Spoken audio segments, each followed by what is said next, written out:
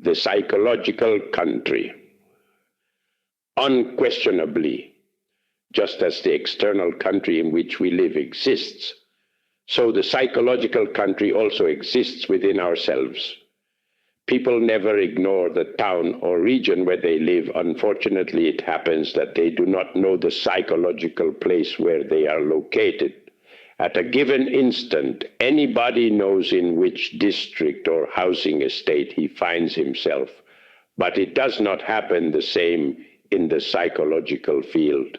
Normally, people do not even remotely suspect the place to where they have got in their psychological country. Just as in the physical world, districts exist of decent and educated people, so it also happens in the psychological region of each one of us. There is no doubt that very elegant and beautiful districts exist. Just as in the physical world, there are districts or areas with most dangerous alleyways full of assailants, so the same also happens in the psychological region in our interior. It all depends on the sort of people accompanying us. If we have drunkards as friends, we will end up at the pub. And if they are gay dogs, we will end up at the brothel. Within our psychological country, each one of us has his companions, his IS, which will take one to where they must according to their psychological characteristics. A virtuous and honorable woman, splendid wife, of exemplary conduct, living in a beautiful mansion in the physical world, could be located at dens of prostitution in her psychological country due to her lustful IS. An honorable gentleman of blameless honesty, splendid citizen, could be located at a den of thieves in his psychological region due to very bad companions, IS of theft, very submerged in the unconscious. A penitent anchorite, possibly a monk of a particular type living austerely in his cell in some monastery, could psychologically be located in a district of murderers, gunmen, robbers, drug addicts, due precisely to infraconscious or unconscious eyes deeply submerged among the most difficult bends of his psyche. There is a reason why we have been told that there is much virtue in the wicked and much wickedness in the virtuous. Many canonized saints still live in the psychological dens of theft or in houses of prostitution. This which we are emphatically affirming could shock prudes, pietistical ones, learned ignoramuses, know-alls, but never shock true psychologists. Although it might seem incredible, crime also hides among the incense of prayer.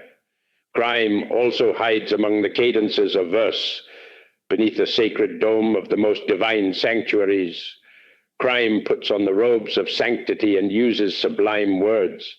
In the profound depths of the most venerable saints, live IS of brothel, theft, homicide, etc. Infrahuman companions hidden in the unfathomable depths of the unconscious. Much did the diverse saints of history suffer because of this reason. Let us remember the temptations of Saint Anthony, all those abominations against which our brother Francis of Assisi had to fight. Nevertheless, those saints did not say it all, and the majority of anchorites kept silent. One is astonished by thinking that some penitent and most holy anchorites live in the psychological districts of prostitution and theft. But they are saints, and if they have not yet discovered those frightening things in their psyche, when they discover them, they will use silices upon their flesh. They will fast, possibly flog themselves, and will plead with their divine mother Kundalini to eliminate from their psyche those bad companions which have got them into those dark dens in their own psychological country. Much has been said about life after death and the beyond by the different religions. Poor people, let them not rack their brains any more. about what is there on the other side, beyond the grave. Unquestionably, after death, each one of us goes on living in the same psychological district as always.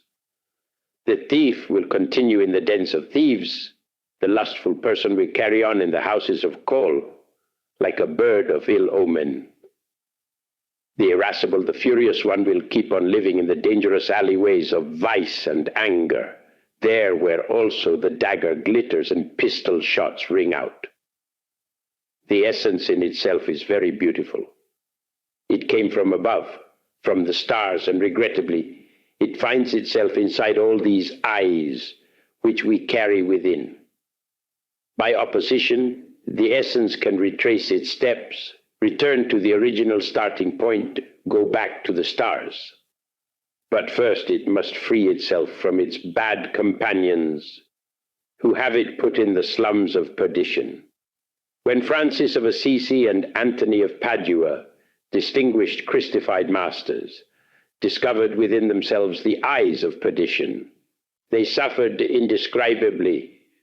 And there is no doubt that by means of conscious work and voluntary suffering, they achieved to reduce to cosmic dust the whole of the inhuman elements which were living within the M. Unquestionably, those saints Christified themselves and returned to the original starting point after having suffered a lot. First of all, it is urgent, unpostponable, that the magnetic center, which is abnormally established in our false personality, is transferred to the essence. Thus, the complete man will be able to initiate his journey from the personality up to the stars, ascending in a progressive didactic way, degree after degree, up the mountain of the being.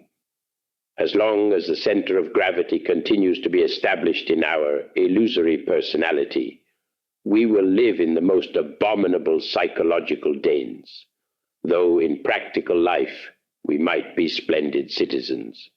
Each person has a magnetic center which characterizes him.